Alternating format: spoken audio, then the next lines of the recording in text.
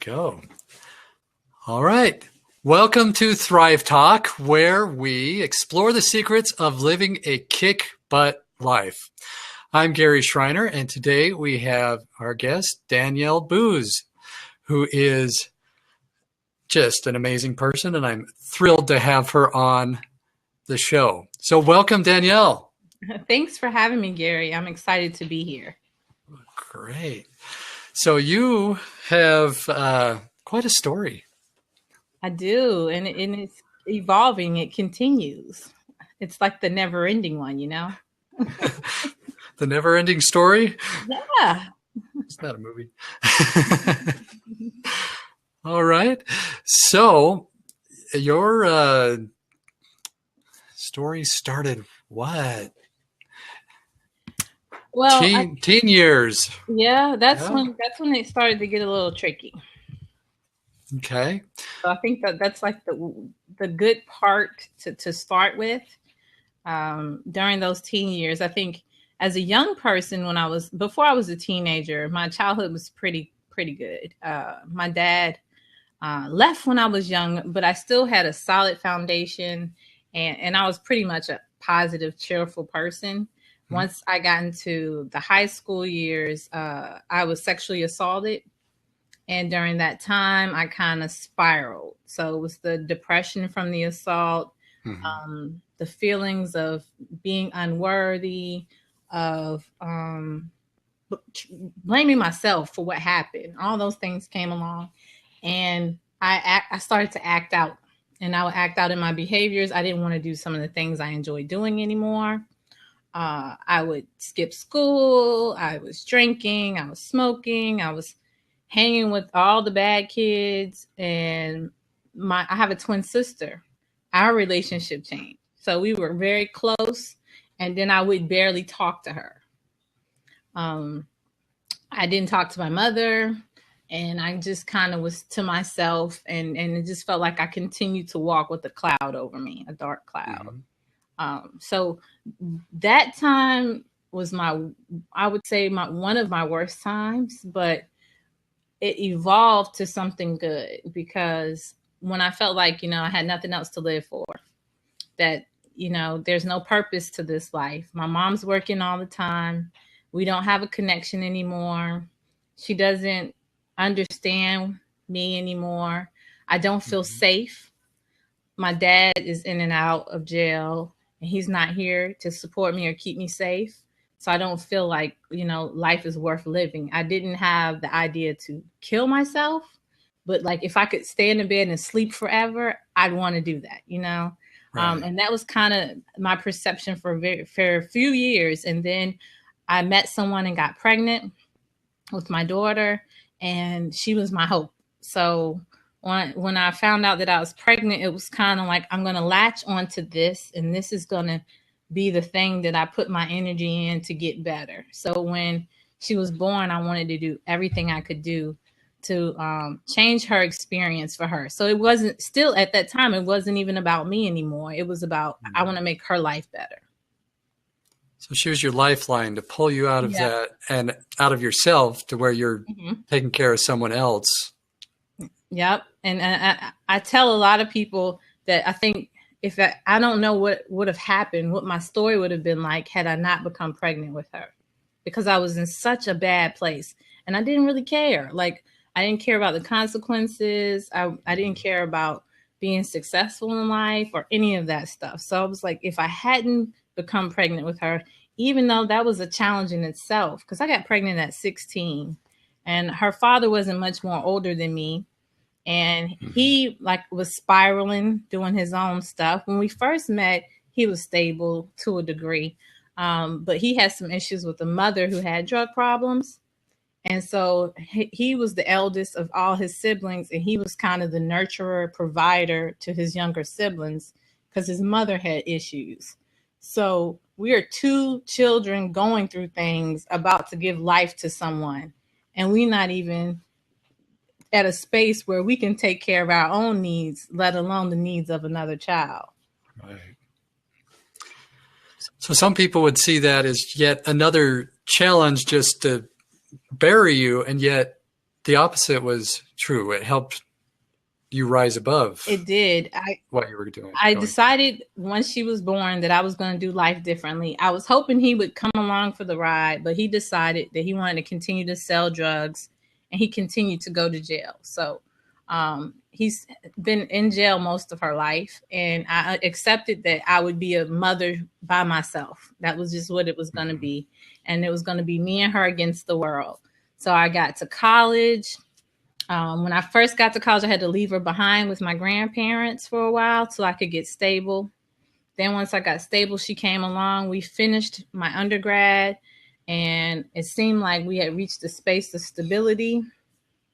But we still had some issues there with other relationships. And I have another son now. So now she has a younger brother, and trying to, maneuver life with this blended kind of family. Work. I was a teacher for a while. I got laid off. So I transitioned from teaching to mental health, and I started my own company. And I think in recent years, I would say probably the last 3 or 4 years, I've been really working on myself, because I understood that when I wanted to fix my life, I wanted to fix it for all the wrong reasons. And I still didn't fix the brokenness piece, because I just put my energy into her and making her happy, which means that now my happiness is contingent on another person, which isn't healthy either. So I've been resolved your own stuff. Yep. So for the last few years, I've really been working on the inner stuff that I was dealing with. And by going through that process, it's helped me be better in business. It's helped me accomplish some things that I never thought I could accomplish. Like recently, I wrote a book. There are so many things that are happening in my life now because I decided that I was going to do the work. Now, it's not all good, because as we are speaking right now, my daughter suffers with depression. And in recent years, she's been having some issues. And as I'm interviewing with you right now, I don't know where she is. She ran away about 2 days ago. Yeah. So it's a lot, right? Yeah, it's a lot. But I still, the fearless fighter that you have in front of my name means something different for me right now, because I'm still that fearless fighter. And no matter the obstacle, you can overcome it. So it's a deep thing for me right now, Gary, for you to have that in front of my name, because I'm still fighting. The battle is never ending, Life goes on, and the challenges keep coming. They do. So you have to keep going too, or what's your alternative? Give up? That's not an option. I refuse. Exactly. And I tell my clients that, and I tell any young person that I come in contact with that failure is not an option. Just decide that it's not an option, and you're just going to only choose success. So at what point did you decide that for yourself, that failure is not an option? I'm going to keep fighting to make something of my life. Well, I think I chose it, but I didn't hold on to it. So like when I started the college journey, I knew then that it was going to be a fight. And I said that I'm going to push through and I'm going to make this happen. But then life continued to happen to me, and it was a struggle to remember that. And even now in recent, like in the last year, sometimes I have to remind myself, hey, that you can get through anything, and you shouldn't give up, and you need to keep going no matter what. But it's like a process. So I don't think you ever reach the plateau where now I'm always going to think that way, because life is going to continue to keep happening to you. But you have to just decide that that's your only option every time life happens. So every time I wake up, if something gets thrown at me, I might get knocked down for a minute, but I'm going to get back up. That's my only option. I have to get back up. So for you, it's having made that decision that I'm just going to keep getting back up. Yep. I'm going to get knocked down. I'm going to have challenges, and giving up's not an option. I'm just going to get up and keep going. Yes. Okay. So how would you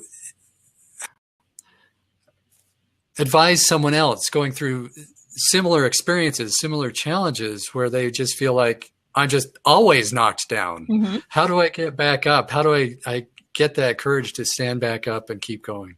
Well, first, I would say that you have to accept that that's reality. The reality is you're going through some things, and okay, once you make that acceptance and you decide that this is my reality, then you need to figure out the plan. What can I do to make this reality better for myself? Because sometimes in that plan, you're going to see that there are some steps you can take. And then sometimes you're going to see that there's some things that are out of your control. Like right now, it's out of my control that my daughter has run away and I don't know where she is. But the steps that I could take was I contacted the police. I have them looking for her.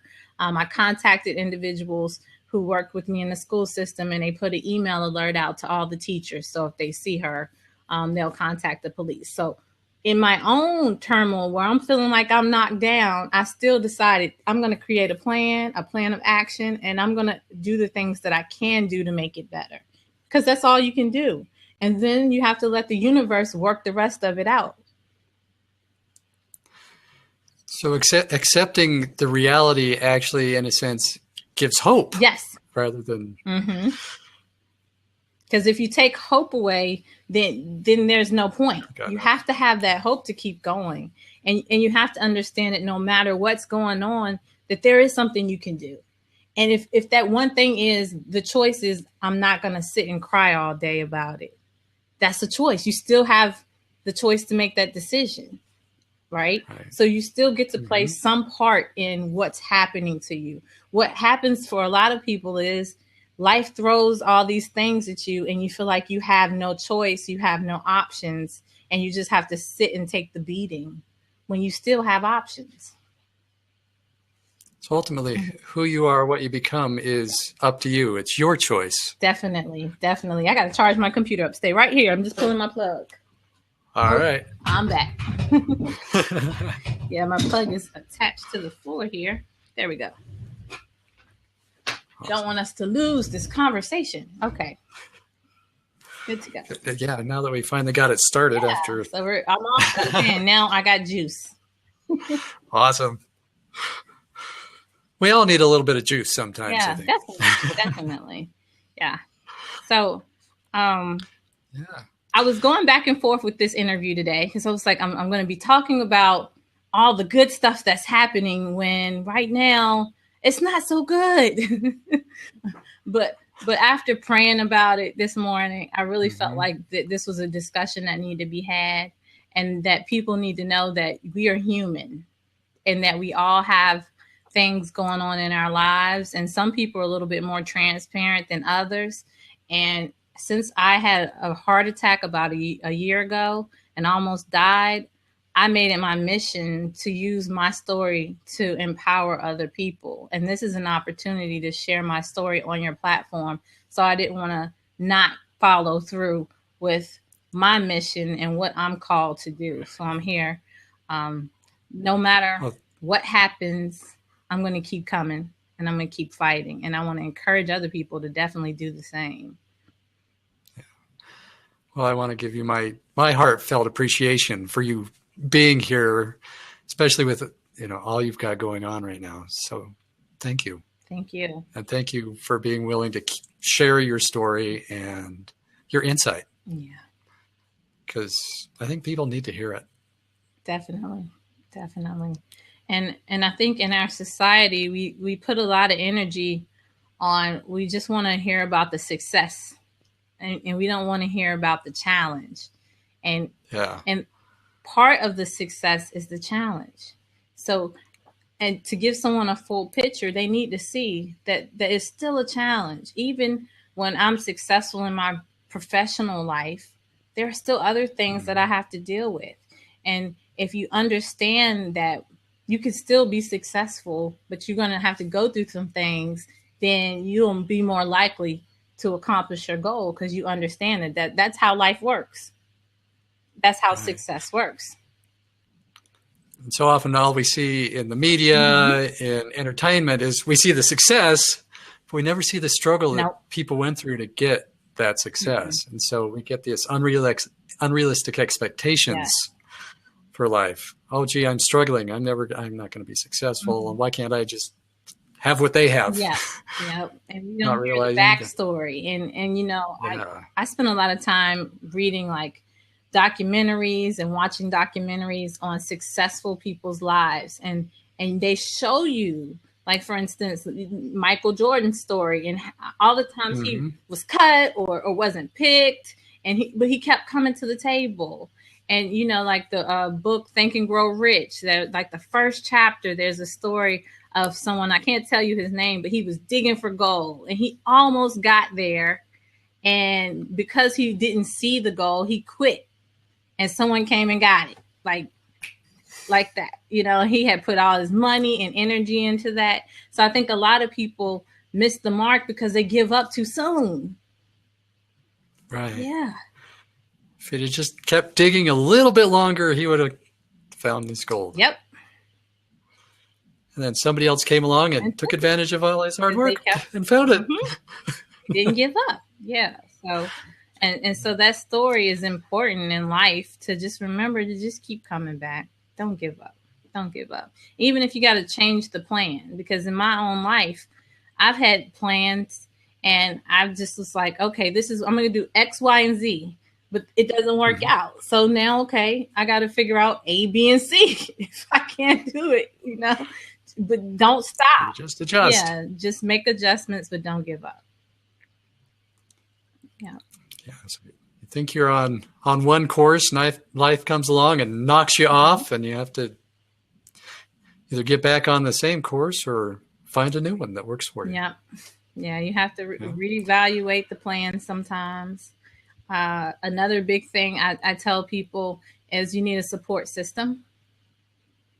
And you have to find people in your life who are encouraging you, and those who are going to push you sometimes and remind you that you are able to accomplish anything. It's okay to have the yes people, but sometimes you need someone to also give you that advice, that wisdom, that little push when you need it. And if you have a good support system around you, that'll also help you accomplish your goals.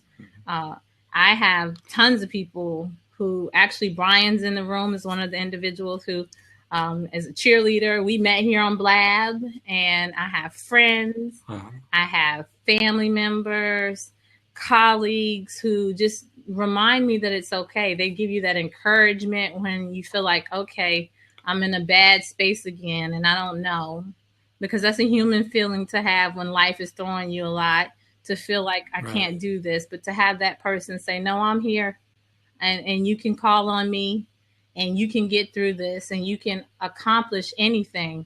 You want to make sure that you're surrounding yourself around those kinds of people, because if you have the Debbie Downers and the people who are telling you, oh, no, you can't do that, and then you're going to start believing that to be true.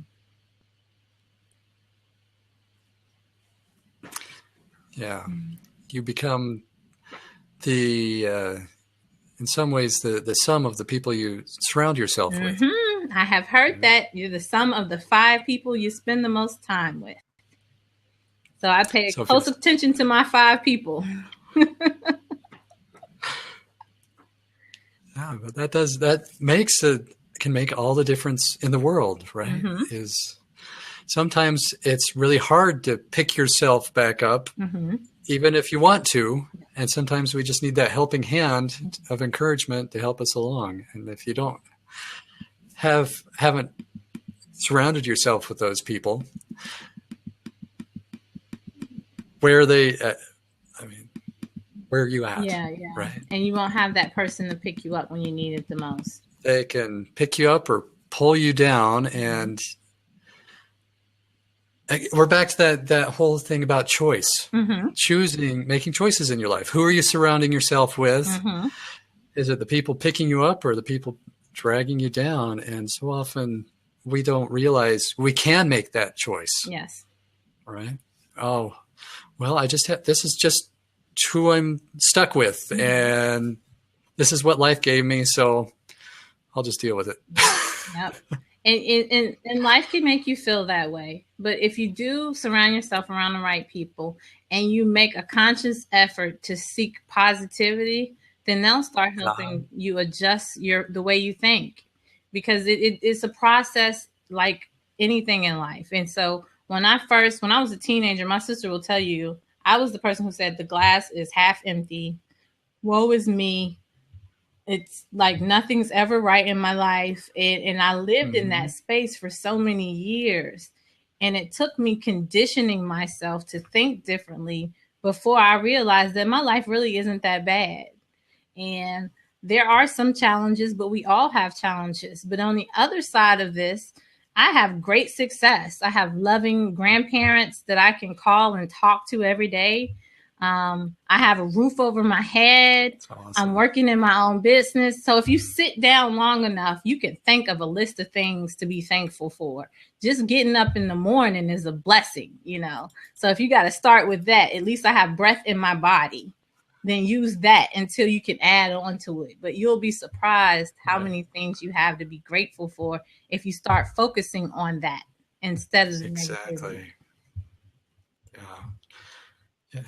Again, with that choice, right? Choosing to look for the blessings in your life, for the positive, because we see what we look for, right? If we're just looking for the garbage, the negative stuff in our life, that's what we're going to find. But if we're looking for the positive, for the good things, those are there too. Yes. And we'll see them, we'll find them. And it's all our perception, our perspective makes all the difference in the world. Yep. They shape our experiences, indeed. Awesome. So you have, we have a question from Brian. Let's go ahead and ask you that and give you a chance to answer it. Do you find that there were cheerleaders in your corner that you thought weren't at the time, prior to you realizing you could be that fearless fighter? Most definitely. When I was in, I'll say my high school years, is kind of when I got pregnant with my daughter, I started to think a little bit differently about life. And I realized that there were people there who were actually supporting me outside of just my family, you know, because my family's supposed to support me because I'm their, you know. Yeah. But there was a teacher, her name was Miss Gary, who went above and beyond. She wasn't just a teacher. So when I had quit school and I was coming back and I had just given birth to my daughter, I was tired because at night she would be crying, you know, going through that whole having a newborn and me having to be the person to get up throughout the night and take care of her. I would come to school and I would be so tired that I couldn't focus. I was sleepy. I would put my head down in class and sleep because I had been up all night taking care of a newborn. And a lot of my teachers would just be like, she's not going to pass. She's not going to help get through. And so I was like, okay, I'm not going to finish school. And Miss Garrett was like, no, you're going to finish school.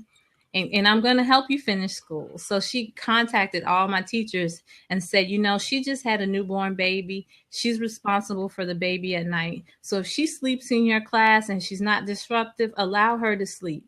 Give her assignments. I will make sure that she finishes the assignments and she turns them in.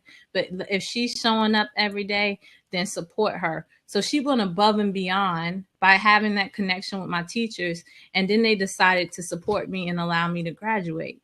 And because people like that came along, I was able to be successful. And then there was other examples in college. When I was in college and I had my daughter, there were times where I used financial aid to cover the cost of school because I didn't have money. That's just the reality. Right. And by the time I paid for our apartment, I didn't have money for food. And I couldn't afford to do the food program through college because I just had enough to pay for my books and to help pay for the utilities for us to keep the apartment that me and my daughter shared. So sometimes we didn't necessarily have food. I didn't realize I could apply for food stamps in college. I didn't learn that till after I was almost done with college, that there are resources out in the community. I thought because I received a financial aid check, I didn't qualify. So I didn't have food stamps. So I would go without eating. I would make sure my daughter would eat, but I wouldn't. And professors would find out that I was struggling, and then they would step in and help.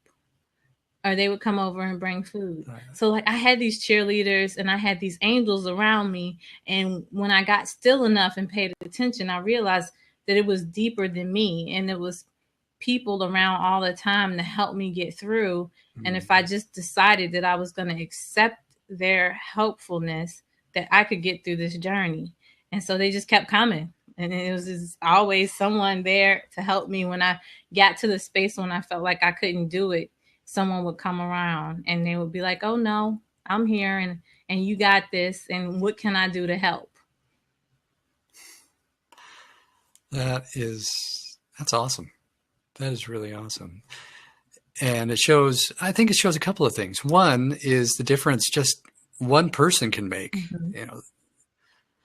in a life, and a lesson we don't realize the impact we may be having on someone else just by reaching out and showing kindness.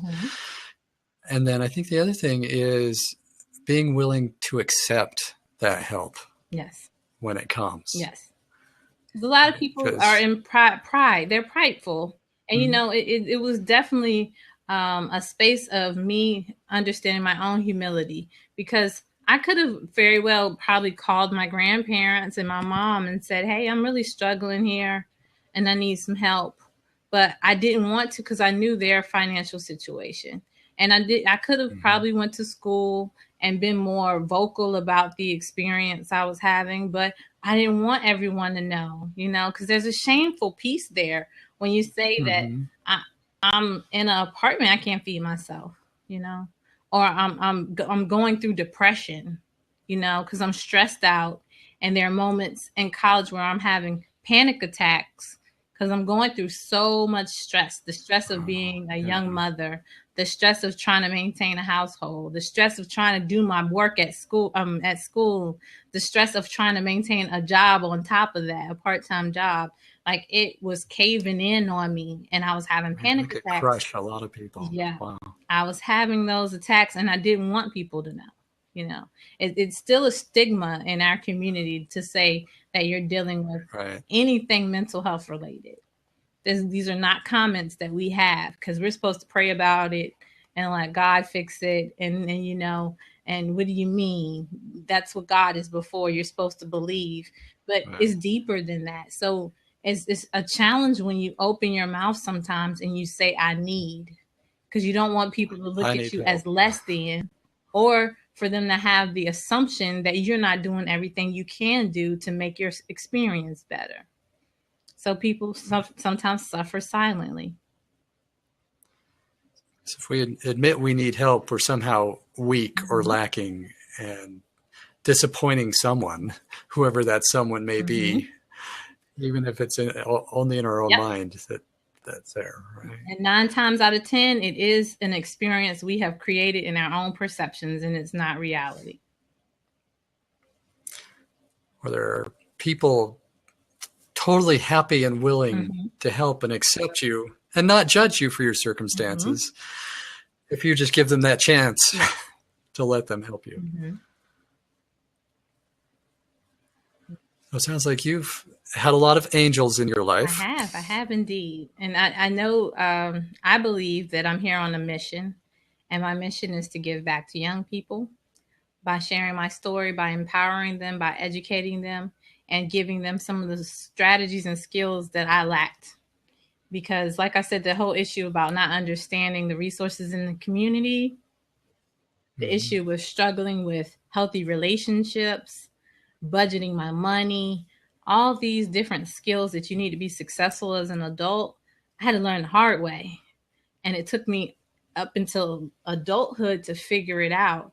And I don't want young people to have that as their experience if I can help it. So I do everything in my power through our nonprofit to show young people that, there are resources in the community, and we coach them and help them with understanding their finances and healthy communication skills and peer relationships. We touch on all those different things that I felt that I had to learn the hard way, or I lacked in some areas. Well, tell us a little bit about the nonprofit. What's it called, and what are you doing? What programs have you got, and how are you reaching out? It's called Achievable Greatness. And we have been up and running for a little over 4 years now in the Hampton Roads community. We help specifically young people as young as 10 up to age 24. Our goal is to catch them around middle school and to get them through college, or if they're not interested in going to college, a trade, something that'll help them garner some income so that they can care for themselves. So some of our students go into the military. Some of our students go to college. Others go straight into a career after high school. But we make sure that they're equipped and they understand the process to whatever track they're going on, and that they have some of the basic things covered so that they'll be more successful along their journey. We get students from community colleges that come in who are maybe unsure about the college experience. We've had some from like ODU and Norfolk State, students who come in and they're struggling maybe because they're new to the area and they're having trouble with the peer relationships, and just transitions have been hard for them, transitioning from high school to college, middle school to high school. So we deal with transitions. But our program is coaching. We do coaching services. We do workshops and trainings, and we tailor it to our client. So they'll come in, we'll do an assessment with them. We use curriculum-based practices to help them achieve whatever the goal is. So we'll sit down with them. They'll give us a snapshot of what's going on in their life, and they get to decide. And it's really person-centered. We don't have an approach where we tell them that you need X, Y, and Z. We allow them to decide what they want to work on, and we work with them independently. That's great. So you've taken the experiences from your life, the challenges that you've had, and that could have, well, one could have crushed you, but didn't. And not only used them to help make you stronger, but you're now using those to help others going through similar circumstances. Yes. So the things that we think are just these that could look at as these terrible trials are often the things that give us the most power and blessings in our life, because it gives us those opportunities to do good. Yes. And you don't understand your own strength unless you're test. Strength doesn't come unless the test comes. So you have to go through a trial or a tribulation to understand how strong you are. I had no idea that I was capable of going through some of the stuff that I've went through until I went through it. So now I can sit before people and say, I know what it's like to go through sexual abuse. I know what it's like to be in poverty. I know what it's like to be depressed and sad. I know what it's like to have a daughter who deals with depression. I know what it's like to have health issues where I almost died and lost my life. I know what it's like to have all these different struggles and overcome them and continue to seek that my life is going to be positive no matter what is thrown at me. And so you can also have that same strength. If you hadn't had those experiences, you wouldn't be able to use them to draw from to help people as you are. Yes. All right. So you've got the nonprofit. Now, do I recall correctly, you're also doing business coaching for... Yes, and that came about with the nonprofit. So when we first started the nonprofit, the first year, I was helping individuals as a hobby on the side, because women would come up to me and say, how'd you start a business?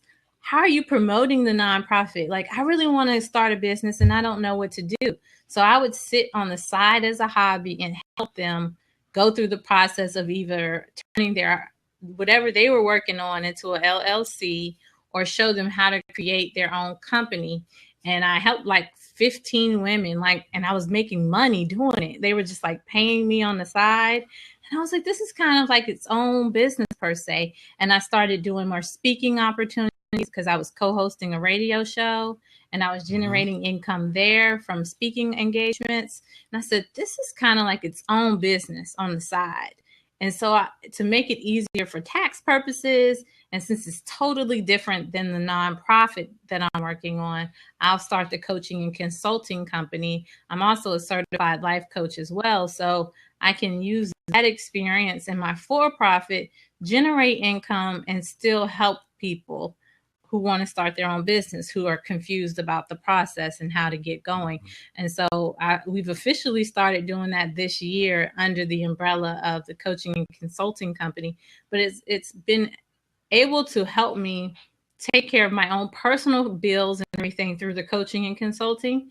And so all the money that we generate in the nonprofit gets to stay, and I don't pay myself through the nonprofit. All that money stays there, and we can support more children and more young people. So That's great. I enjoy it. I get to learn about so many different types of companies.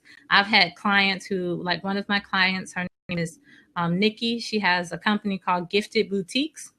And it's an online boutique where she goes and she finds these really nice pieces at different places, or they donate them to her, and she sells them online. So you don't have to go to Goodwill and go through the racks and find the good stuff. She finds the good stuff for you, and a portion of her proceeds go to domestic violence awareness because she is a survivor of domestic violence. So when I heard her story and I heard her vision, I was excited to help her turn it into a reality. So now she's up and running, and people are buying from her website, and she's generating income. I have another previous client who her love was going and doing manicures and pedicures for young people. So she'd have a little spa party for little girls, and it was a party in a van. So all the things she needs is in her van. She'd drive to their house. She'd set up a little birthday party for them. And they do these glam parties where they get ice cream and they get their nails done, their toes done. And she really enjoys it. And she makes really good money, but she didn't know how to market it. So now that I've given her some strategies to market effectively, she's making more money. So like all these countless experiences with clients where I see them, I see their vision, and I get to help them streamline it and figure out how to make more revenue from it. So I enjoy it. So you get to help people make money doing something they love. Yes. Because I get to do that every day. So why not let everyone else? Yeah. Why not? I think that's what so many people would aspire to want in their lives, is to be able to love what they do what they love, and somehow make a living doing it. Right? Because so many people are out doing jobs they just don't like, don't want to be doing. They're miserable. That was me.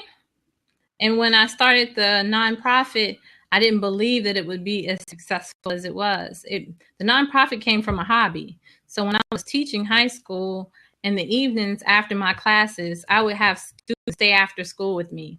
And they would stay after because they always had more questions or they needed me to help them.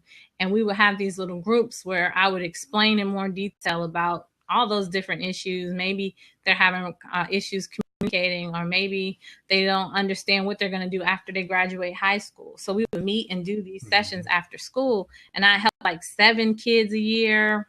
Sometimes maybe 15 would be the most. That would be the cap. And so when I started the nonprofit, I said, I can help more than 15 kids. Maybe now I can help like 30. And I'm still thinking small, right? I'm like, I'm going to start this nonprofit. I can at least help like 30 kids, and I get it started. And my sister tells me, she says, you're going to help more than 30 kids. You need to help thousands of kids, and you need to look at it bigger. And so, good for her. Yeah, when she said it, I was like, I don't know if I can really do that. I didn't believe in it. It was like, I hear you, but I don't think that I'm capable of doing that. So I was still dreaming small, and I kept my full-time job. And in the evenings, I would work the nonprofit. And so I was doing this job I hated. I was now in mental health counseling because I had lost the teaching job. I was family and consumer science teacher. In 2008, 2009, the economy messed up. And every year I was up for layoffs. And so the 4th year, I was like, okay, I'm not doing this anymore. I transitioned into mental health. And so by the time the nonprofit got started, I was a mental health specialist. I would go out and help individuals with disabilities with living skills. And I didn't really enjoy it, not because I didn't enjoy my clients, but it was the back of the scenes paperwork and the mess that comes with Medicaid in order to actually help the whole someone. bureaucracy that goes along with it. And that just made it troubling for me because it was less about helping the client and more about billing for an hour.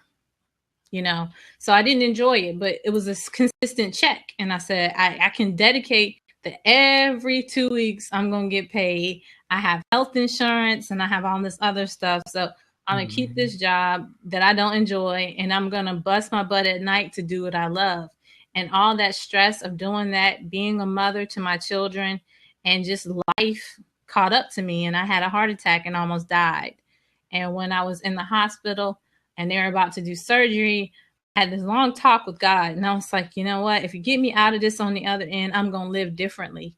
I'm not going to keep going through life the same way. So once I got out of the hospital, I put all my energy in making the nonprofit profitable so that I could generate income to keep a roof over my head. And I didn't go back to work.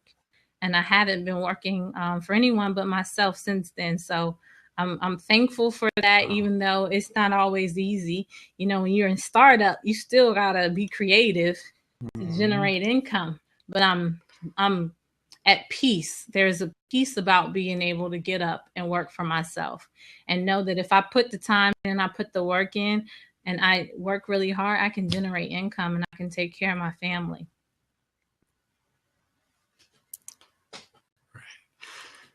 So what would you say to someone who's looking at making that kind of transition? They're not happy with the job they're in, and they want to jump out and start a business and do something that they love. What advice would you give them? I wouldn't give them the advice to just quit your job, especially if you have responsibilities. I lucked out where it worked out a little bit, but the reason why it worked out for me is because I was on that sick leave where I could still generate money while I focused. So it was like planned. It happened at a bad time, but it still was a good time that I was still able to generate income for a while making it work. But I would say you need a plan, and you need to understand that there's going to be some sacrifice involved. And if you accept that there's going to be some sacrifice involved and you plan it correctly, you can make the transition. But like if you're anything like me, if you can't go get a business loan, because my credit was jacked up, I couldn't get no business loan. I had all the student loan debts and it just wasn't going to happen. So I had to figure out other ways to build capital for myself and generate income.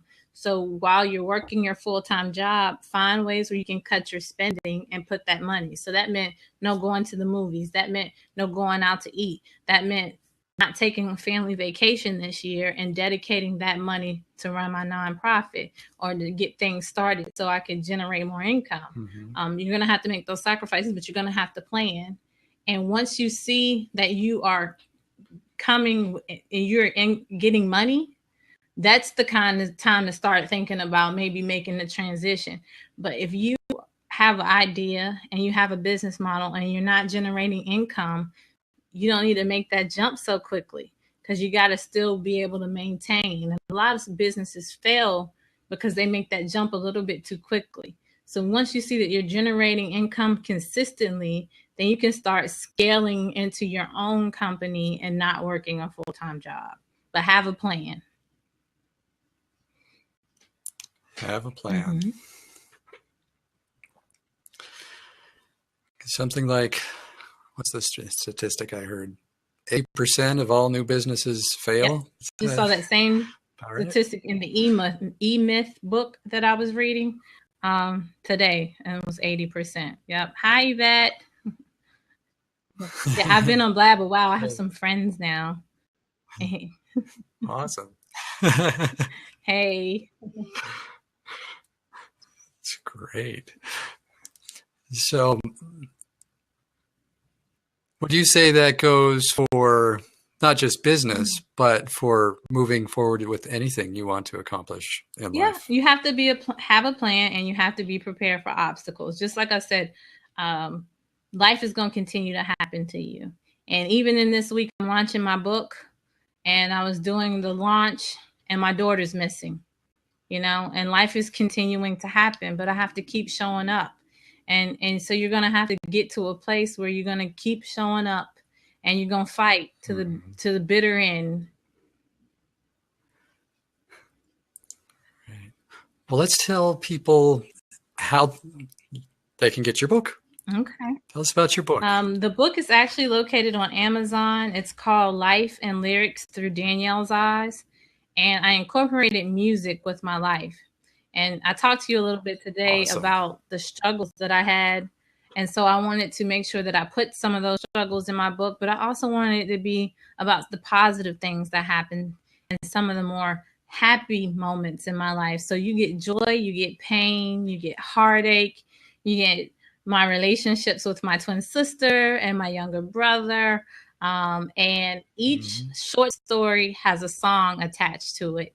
So for legal purposes, you can't put lyrics of songs in your books without written permission from whoever created the artist, the song. So I realized that I couldn't put the actual lyrics, but I was able to put the artist's name in the song. So in the beginning of the book, there's this legal piece where I explain that I don't own any rights to these songs, and I encourage you to go purchase and listen to the music. And after you listen to the song, read the short story, and it'll make more sense to you.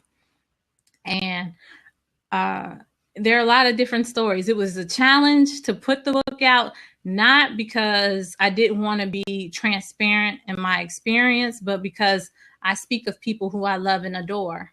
So when I tell you that my father struggled, I want to make sure I do it in a light that's respectful to him, because he went through things that I don't necessarily know about, and I don't want to do any harm to telling the story in a way where I hurt my family members in the process. So when I put the story out, I made sure that they were aware. I allowed them to read it, and I talked to them. I talked to my mom about, the message of sharing about sexual abuse. And I talked to my mom about sharing about how I felt sometimes alone because she worked so much. And I wanted them to be prepared. And my mom has been like a cheerleader, and she's like, oh, I understand. And if that helps you to share your story, to share it. And, my dad's come around. At first, he wasn't so sure. He was like, how are you depicting me? And I was like, Daddy, I don't do him harm in the book. And I was honest, but I wanted to make sure that I didn't leave anyone thinking that he was a horrible person because of his decisions. So thanks, Brian, for putting the link there. Yeah, thank you. That's the book. It's Life and Lyrics. It's a reflection of my experiences, and it was supposed to launch on my birthday Sunday, but somehow Amazon had it go live early. So it's been out since last Sunday instead of this Sunday. And I've already had some great sales. I had some other opportunities to promote yesterday, but my daughter ran away. We're looking Tuesday night, and yesterday I was a wreck. So I canceled all my interviews yesterday and all my different things that I had to do to just get myself together. And then I said, today, I'm not going to cancel everything. I'm going to come back to the table. And I'm believing that she's safe wherever she is. And I'm going to continue to share my story. And part of my story is in that book. So, if you get it and read it, you'll get to know me intimately. I want to be very transparent about the journey and show people that you can overcome. Great. Thank you. Well, we have definitely been blessed to have you with us today and sharing your story. I really appreciate it. It's been awesome. I think the more people who can hear about stories like yours, I think really can give hope. And yeah. Thank you. Yeah. I appreciate it. I'm mission to do it. It's not always easy.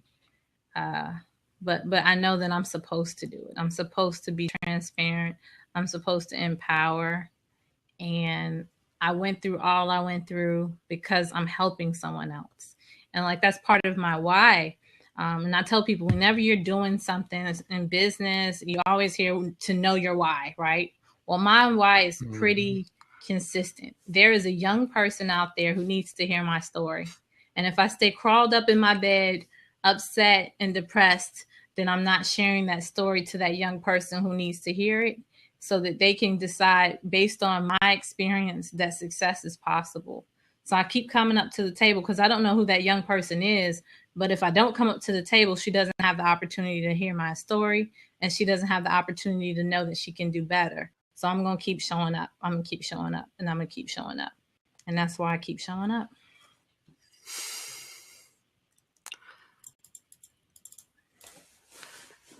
Awesome.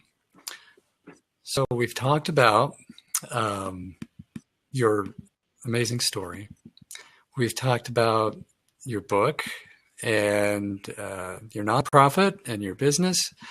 We've got the link there for anyone to go out and get the book. I encourage anyone who watches this to go do that. Support Danielle. Get the book. Now, if someone wanted to work with you as a business coach, how would they go about doing that? Well, I'm the easiest person to find. If you Google Danielle Boose, everything that shows up in your feed is connecting to me. I own my name and my brand and my likelihood on anything on the internet. So my website is also my name as well. It's danielleboose.com. And if you go there, you'll be able to connect with me. I am always on social media. I spend a lot of time getting new clients from Facebook and Instagram. So if you reach out to me, I'm very reachable, and I'll talk to anyone. I love connecting with people. So even if you don't necessarily want to do business, but you just want to say, hey, then say, hey, I talk back. I talk to everyone. So yeah, definitely. Awesome. All right. Well, we've kept you on here for about an hour. Wow. Thank you so much for your time and your great wisdom and insight, and for sharing your story, particularly with everything you've got going on for you right now. And we will pray for the safe return of your daughter. Thank you. I appreciate it. So thank you. So we will let you get on with your day. So I want to say thank you to everyone who has watched or will watch. Thank you for joining us on Thrive Talk. I'm Gary Schreiner. Our guest was Danielle Boose.